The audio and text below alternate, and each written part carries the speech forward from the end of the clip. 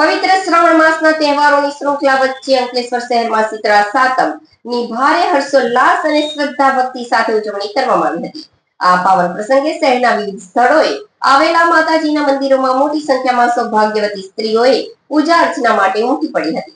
અંકલેશ્વરના Ramkund, નિરાંતનગર, Gujarat housing board તેમજ ભડકોદરા સ્થિત રામજી મંદિર અને મહાદેવ મંદિર સહિતના ધાર્મિક સ્થળોએ સવારથી જ મહિલાઓની ભીડ જોવા મળી હતી।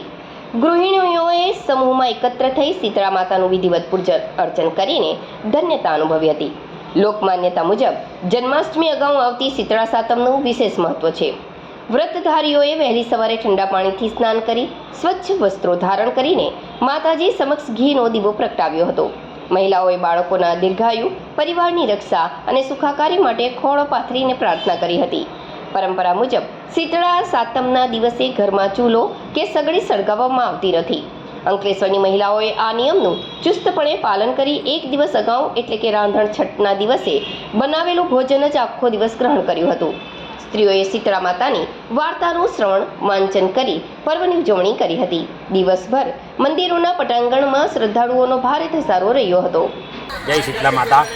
શીતલે ત્વમ જગત માતા, શીતલે ત્વમ જગત પિતા, શીતલે ત્વમ જગતદાત્રી શીતલા દેવીએ નમો નમઃ।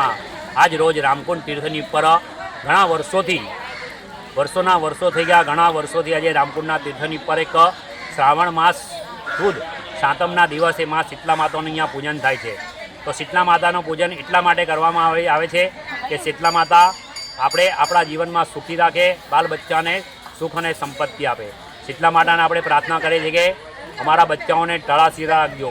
આગલે દિવસે ગરમ જમવાનું બનાવે છે અને શીતળા સાતમના દિવસે તાળું ખાઈને માની પૂજા અર્ચન કરીને માની પાસે આશીર્વાદ લે છે।